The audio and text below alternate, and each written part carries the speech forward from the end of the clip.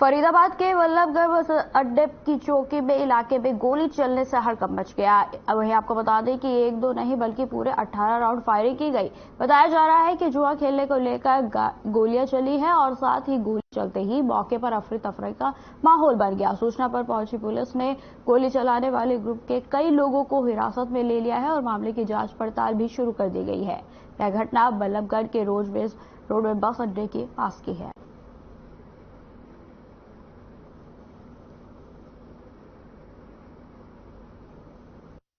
हम तो वहाँ दुकान पर खड़ी थी, बैठे थे भीतर और जब गोली चली पीछे देखे तब हम उतर के भागने लगे, सामान भरने लगे और तले गोली चली। हमें तो झुकी ना तो मेरे को भी लग जाती। कितने लोग थे जो गोलियां चला रहे थे? अब 3-4 दिन इधर भाग के गए, इतनी हम देखे हैं। कौन सी जगह है ये जगह कौन सी है?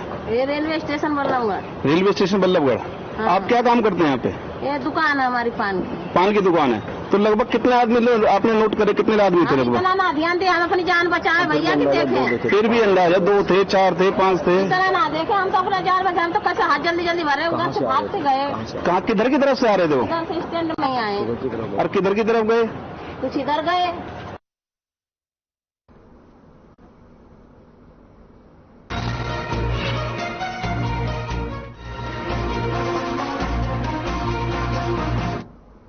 महेंद्रगढ़ में हरियाणा के जन स्वास्थ्य एवं अभियांत्रिकी मंत्री डॉक्टर बनवारी लाल ने नहर आधारित पेयजल योजना के तहत जिलों में 26 करोड़ 5 लाख रुपए की परियोजनाओं का उद्घाटन और शिलान्यास किया। वहीं आपको बता दें कि कार्यक्रम में पूर्व शिक्षा मंत्री प्रोफेसर रामविलास शर्मा मौजूद रहे। महेंद्रगढ़ में हरियाणा के जन स्वास्थ्य एवं आंतरिकी मंत्री डॉक्टर बनवारी लाल ने आधारित पेयजल योजना के तहत जिले में 26 करोड़ 5 लाख रुपए की परियोजनाओं का उद्घाटन और शिलान्यास किया। कार्यक्रम में पूर्व शिक्षा मंत्री प्रोफेसर रामविलास शर्मा मौजूद रहे। उन्होंने गांव फुटाना में 13 करोड़ 42 लाख की लागत से परियोजना का शिलान्यास किया। वही आपको बता दें कि इसके अलावा यहीं से गांव खेड़की में नहर पर आधारित पेयजल योजना का 5 करोड़ 46 लाख का शिलान्यास भी किया गया।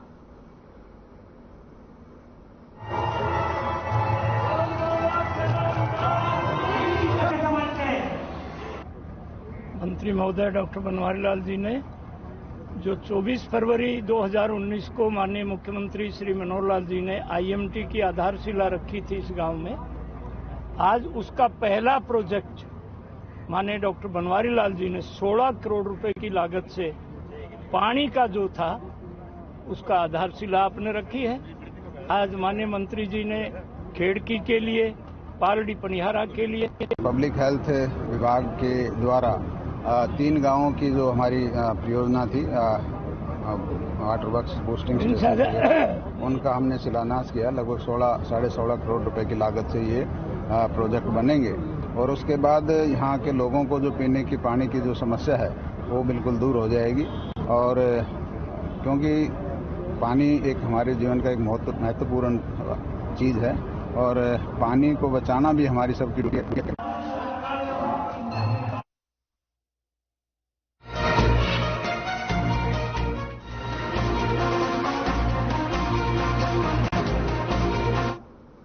रोहतक जिले के विधानसभा हल्के के गड्डी किलोई संपाला में आज बीजेपी के प्रमुखों का सम्मेलन और नई अनाज मंडी सांपला में आयोजित किया गया। वही आपको बता दें कि इस सम्मेलन में मुख्य अतिथि के तौर पर हरियाणा के बीजेपी के हरियाणा प्रभारी और त्रिपुरा के पूर्व सीएम विप्लव देव पहुंचे थे। विप्लव देव ने कांग्रेस पार्टी पर निशाना साधते हुए कहा कि प्रदेश में जनता मोदी को तीसरी बार भी प्रधानमंत्री देखना चाहती है। उन्होंने मणिपुर हिंसा को लेकर भी केंद्र और प्रदेश सरकार का बचाव किया। उन्होंने कहा कि देश के प्रधानमंत्री ने कहा है कि जो भी लोग दोषी हैं उनके खिलाफ कड़ी से कड़ी कार्रवाई की जाएगी। कांग्रेस पार्टी मीठे मीठे वादे कर रही है और राहुल गांधी हरियाणा में धान लगाने गए थे और या बर्बाद करने गए थे। त्रिपुरा के पूर्व सीएम और बीजेपी हरियाणा प्रभारी विप्लव देव ने कांग्रेस पर निशाना साधते हुए कहा कि भारतीय जनता पार्टी देश की सबसे बड़ी पार्टी है, हमारी पन्ना प्रमुखों से सबसे मजबूत संगठन है। कांग्रेस जनता को मीठे मीठे वादे करती है और हुड्डा को लेकर कहा कि 152वें पर चल रहे कल देखो और राम मंदिर में मत्था टेक पाप धुल जाएंगे। राहुल गांधी हरियाणा में धान लगाने आए थे, जैसे ही वो धान लगाकर गए तो पूरा हरियाणा पानी में डूब गया, मगर वह सब बर्बाद हो गया।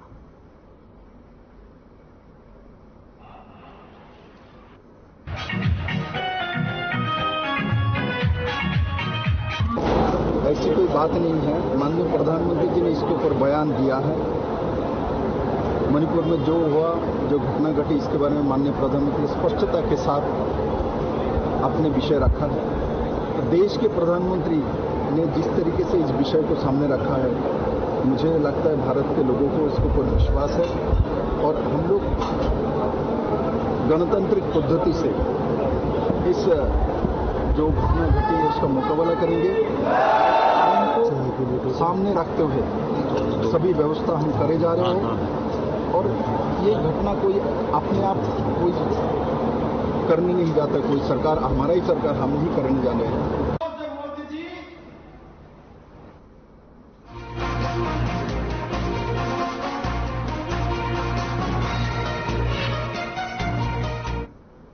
कुरुक्षेत्र के बाबिन थाने में नाबालिग बच्ची के साथ बलात्कार के मामले में हरियाणा महिला आयोग की चेयरपर्सन रेणु भाटिया शाहबाद पहुंची। वहीं आपको बता दें कि भाटिया बोली कि पीड़िता के प्रति हरियाणा महिला आयोग से जो भी मदद होगी वो दी जाएगी। साथ ही उन्होंने पीड़ित नाबालिग बच्ची से मुलाकात भी की और कहा कि थाना पुलिस के अंदर बलात्कार हुआ, इससे शर्मसार घटना और क्या हो सकती है। उन्होंने यह भी कहा कि कुरुक्षेत्र के एसपी को बाकायदा इसको लेकर एक ईमेल भी किया गया है।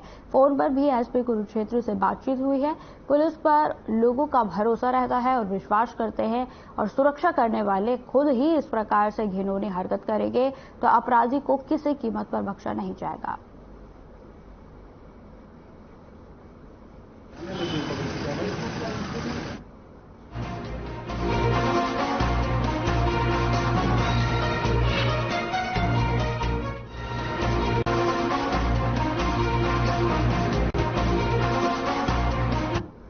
नेता प्रतिपक्ष भूपेंद्र सिंह हुड्डा हाल ही में रतिया में बाढ़ प्रभावित इलाकों का दौरा करना पहुंचे। इस दौरान उन्होंने रतिया के पूर्व कांग्रेसी विधायक जरनैल सिंह से पूरे एरिया की जानकारी ली और मीडिया से भी रूबरू हुए।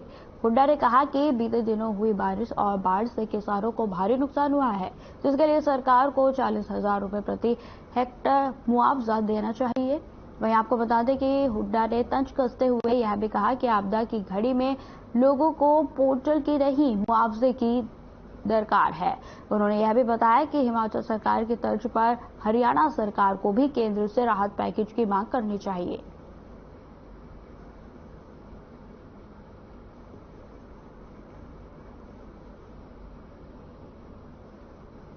सारे हरियाणा में नुकसान है। लाखों एकड़ जो है फसल खराब हुई, किसान की, गरीब आदमी की मजदूरी गई।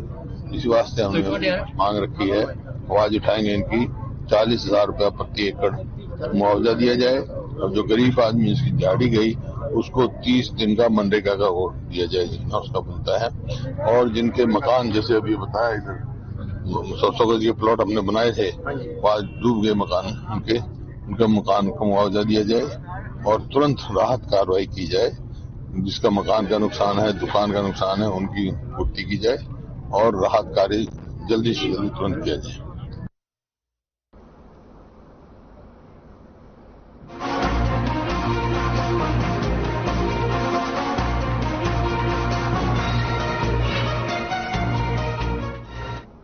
हरियाणा की पूर्व मंत्री और झज्जर की कांग्रेस के विधायक गीता बुक्कल ने एक बार फिर से प्रदेश व कांग्रेस केंद्र की सरकार पर जुबानी हमला बोला है। उन्होंने डबल इंजन की सरकार के इंजन दिशाहीन हो चुके हैं, ऐसा कहा। एक इंजन का मुंह पूर्व में, दूसरा तो पश्चिम की ओर है। आपको बता दें कि बुक्कल सोमवार को हाथ से हाथ जोड़ो यात्रा के दौरान हल्के के कार्यकर्ताओं से मिलने के बाद अपने निवास स्थान पर मीडिया के सवालों के जवाब दे रहे थे। उन्होंने कहा कि देश की आधी श्रेणी में आने वाली आधी आबादी हरियाणा में ही नहीं बल्कि पूरे देश में अपने आप को असुरक्षित महसूस करने लगी है, जिसका ताजुताज उदाहरण मणिपुर की बेहद ही शर्मसार घटना है। उन्होंने हरियाणा में असुरक्षा की भावना को लोकतंत्र के लिए सबसे बड़ा खतरा बताया।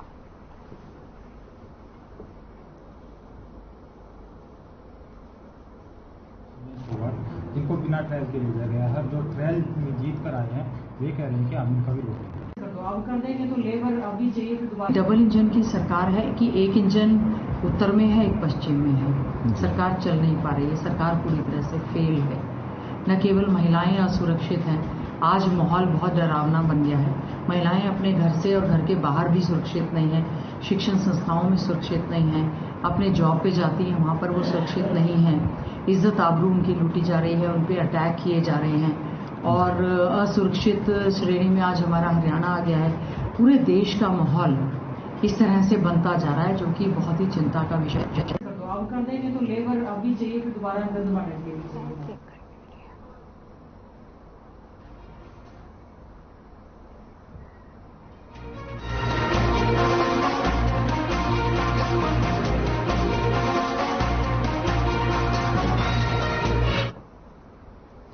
नशे के खिलाफ अंबाला पुलिस का एक्शन लगातार जारी है। आपको बता दें कि पुलिस ने गुप्त सूचना के आधार पर नाकाबंदी करते हुए अंबाला छावनी शास्त्री कॉलोनी कट से अमनदीप उर्फ बिल्ला नामक के आरोपी को गिरफ्तार किया है, जिसके कब्जे से कमर्शियल क्वांटिटी में नशीले कैप्सूल बरामद किए गए हैं।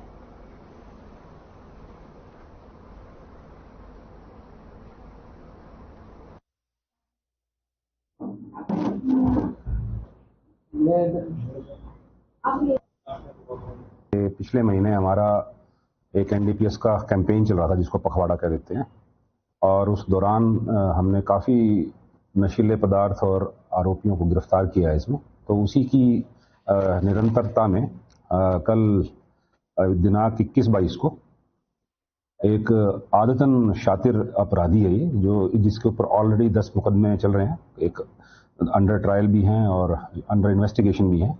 तो ये इसी चीज का ही सप्लायर है मेन।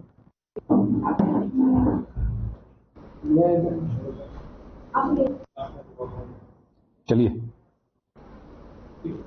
तो आपको बता दें कि नशे के खिलाफ अंबाला पुलिस का एक्शन लगातार जारी है, जिसमें कि पुलिस ने गुप्त सूचना के आधार पर बड़ी कार्रवाई की है। वहीं आपको बता दें कि नाकाबंदी करते हुए अंबाला छावनी शास्त्री कॉलोनी कट से अमनदीप उर्फ बिल्ला नामक आरोपी को गिरफ्तार किया गया है। वहीं आपको बता दें कि पुलिस को इस आरोपी की काफी लंबे समय से तलाश थी और कई तरीके की जो शिकायतें हैं वो भी इस व्यक्ति के द्वारा जो है आ रही थी। वहीं आपको बता दें कि इसके आरोपी के कब्जे से कमर्शियल कैप्सूल की भारी तादाद जो है वो बरामद की गई है। वहीं इसमें नशीले कैप्सूल भी बरामद किए गए हैं।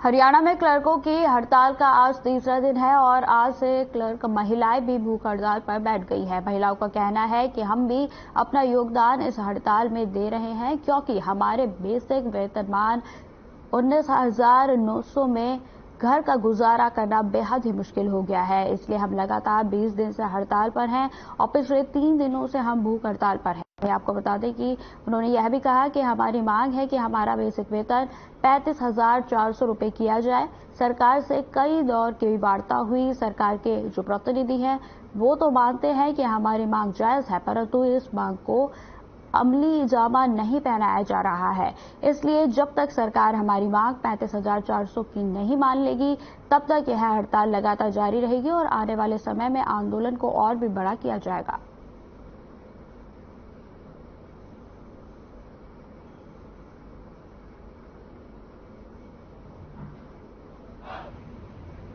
सरकार हमारी मांगों को मानने के लिए तैयार नहीं है। सर आगे से आगे आश्वासन दिए जा रहे हैं, आगे से आगे हमें टाइम दिया जा रहा है, लेकिन अब तक कोई ठोस कार्रवाई नहीं की गई है। जब तक सरकार हमारी मांग नहीं मानेगी, हम ऐसे ही लगातार भूख हड़ताल करते रहेंगे। 5 जुलाई से शुरू है और आज 20वें दिन में प्रवेश है धरने का। हमारी लगातार धरना सुचारू रूप से चल रहा है और सभ्य तरीके से चला हुआ है।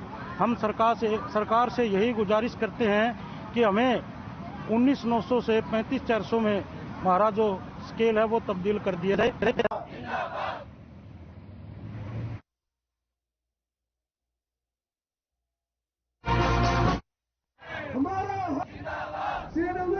सरकार हमारी मांगों को मानने के लिए तैयार नहीं है। सर आगे से आगे आश्वासन दिए जा रहे हैं, आगे से आगे हमें टाइम दिया।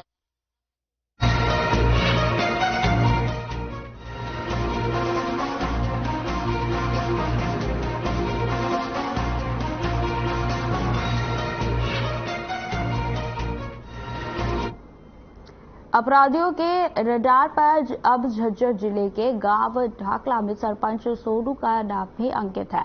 आपको बता दें कि सरपंच सोनू से अपराधियों ने बकायदा फोन पर 20 लाख रुपए की फिरौती मांगी है। फिरौती की रकम न दिए जाने पर गंभीर परिणाम भुगतने की भी धमकी दी गई। जैसे ही पुलिस के संज्ञान में यह मामला आया तो पुलिस ने इस मामले में त्वरित कार्रवाई करते हुए मुख्य आरोपी संदीप को काबू कर लिया है। इस पूरे घटनाक्रम में अन्य लोगों की शामिल होने की भी आशंका जताई जा रही है।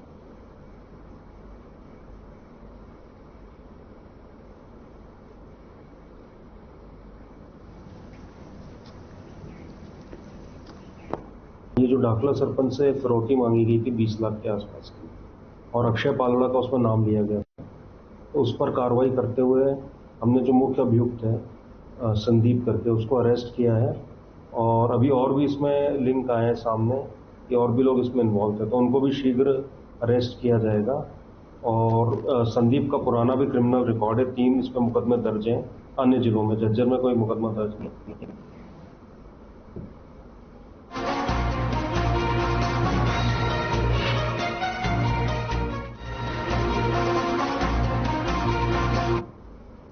फरीदाबाद के प्रथला विधानसभा से विधायक नैनापाल रावत ने आज दयापुर से फतेहपुर तक करीब 2 करोड़ की लागत से 5 किलोमीटर बनने वाले सड़क का नारियल फोड़कर शुभारंभ किया। वहीं आपको बता दें कि सड़क के हालात पिछले काफी समय से जर्जर हुए थे और सड़क से करीब 4 गांव जुड़े हुए हैं। वहीं विधायक नैनापाल रावत ने बताया कि पिछले समय के दौरान कोरोना काल चल रहा, जिसके चलते विकास कार्य नहीं हो पाए।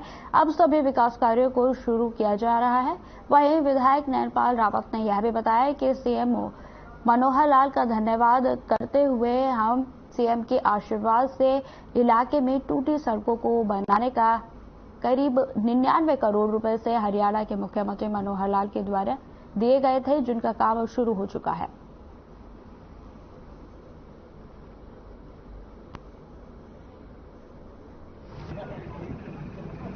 एक बहुत पुरानी सड़क जो हमारे कम से कम 10 से 12 गांवों को जोड़ती है, आए दिन का आना जाना है और किन्हीं कारणों से 2-3 बार इसका जो ना टेंडर हमें रिवाइज कराना पड़ा और अब ये लगभग 15 साल से ये सड़क बनी नहीं थी। मतलब ये समझिए कि इस पर सड़क नाम की चीज नहीं रह गई थी, लेकिन इसको मंजूर करा करके माननीय मुख्यमंत्री महोदय की मेहरबानी से जो 99 करोड़ रुपया हमारा मंजूर सड़कों के लिए हुआ था, उसमें से लगभग 2 करोड़ रुपया ये दयालपुर से बहवलपुर और फतेहपुर ब्लॉक को जोड़ती है। आपका लड़ोली गांव भी इस पे आता है।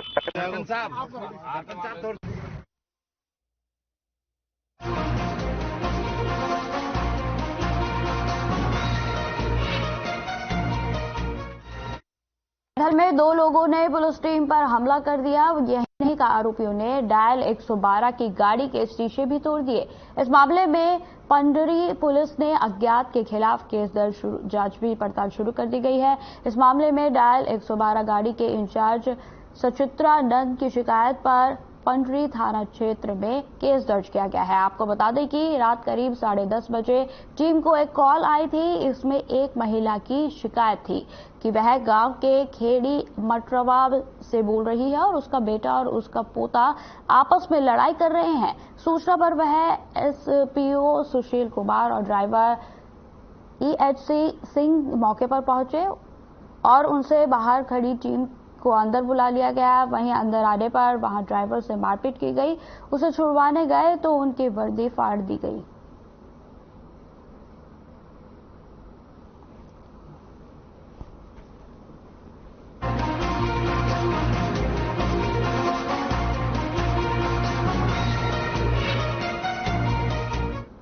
चरखी दादरी जिले के झाझू ब्लॉक के अंतर्गत आने वाले गांव कलाली समेत दर्जनों गांवों में बारिश की वजह से फसलों में जलभराव हो गया है। जलभराव होने से किसानों को फसलों का भारी नुकसान हुआ है, जिसको लेकर किसानों ने प्रशासन से उचित मुआवजा देने की मांग की है। वहीं आपको बता दें कि झाझू ब्लॉक सरपंच एसोसिएशन प्रधान रामवीर कलाली ने बताया कि पिछले 1 महीने से लगातार हो रही बारिश से खेतों में जलभराव हो गया है, जिससे कपास और ग्वार की फसलों को भारी नुकसान पहुंच रहा है।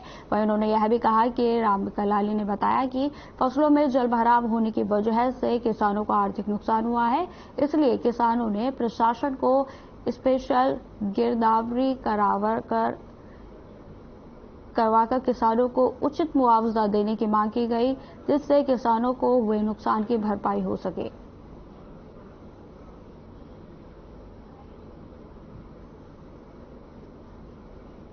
खेत में इसलिए पूछे थे, गांव के सारे जमींदार भी यही हैं, तो भारी बारिश के कारण पूरी फसल बर्बाद हो गई।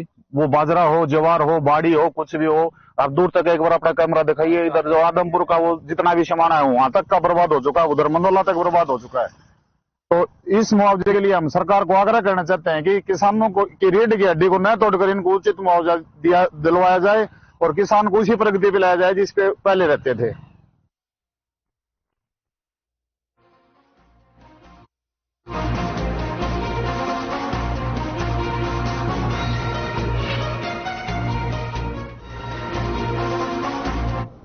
जुलाना क्षेत्र के पोली गांव में शराब ठेके पर बदमाशों ने शुक्रवार रात को लूटपाट की थी। आपको बता दें कि जिसमें शराब ठेके के सेल्समैन से 13,800 रुपए की लूट बदमाशों ने की थी, जिस पर जुलाना पुलिस ने मामला दर्ज किया था और कार्रवाई करते हुए पुलिस ने मात्र 24 घंटे के अंदर लूटपाट करने वाले दोनों आरोपी को काबू में कर लिया है। वहीं खुलासा करते हुए सफलता भी हासिल की गई। वहीं आपको बता दें कि पुलिस ने आरोपी से 12,000 रुपए बरामद कर लिए हैं। बताया जा रहा है कि दोनों ही आरोपी पोली गांव के रहने वाले हैं।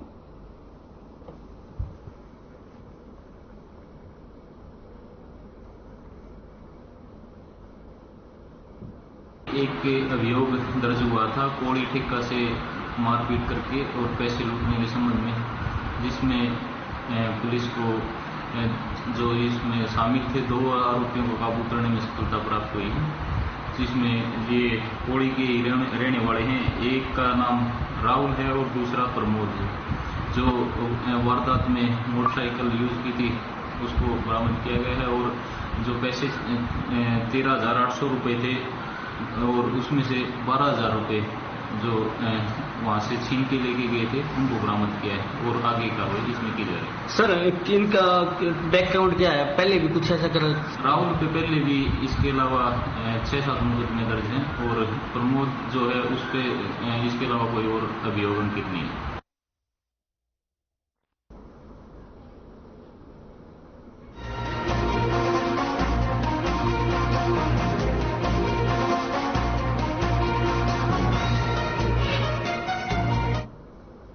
मामला फरीदाबाद का है, जहां पुलिस कस्टडी में एक युवक की मौत होने के बाद इलाके में हड़कंप मच गया।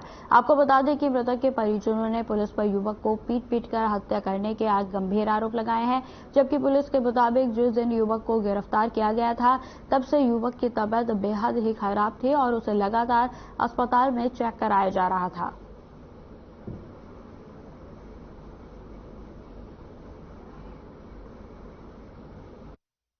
ये हमारे साले लगते हैं, मेरा गांव सहसन है और एक्चुअली जो ये लड़का मरा है सहकुल, ये बेचारा पुलिस की तैयारी कर रहा था, पढ़ रहा था और ये अभी तक भी इसकी तैयारी कर रही है क्योंकि अलवर के अंदर जो एकेडमी में पढ़ाई चल रही है वहां पे उसका पूरा ओल्ड डॉक्यूमेंट से इसने BA फाइनल कर रखा है और बड़ा अच्छा तंदुरुस्त था।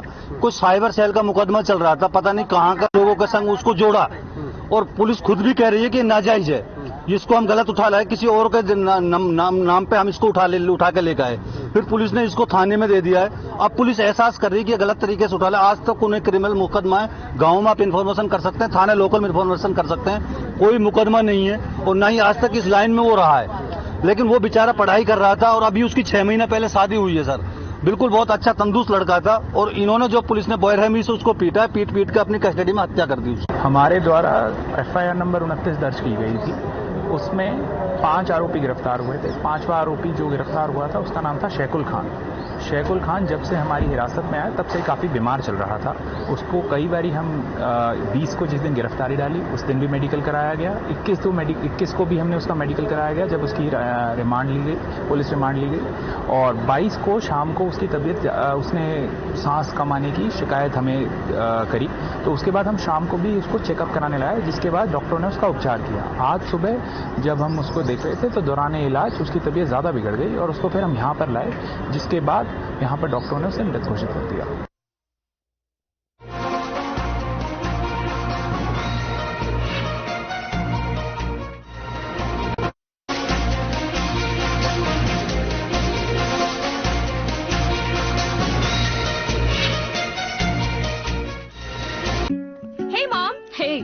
I can download a song really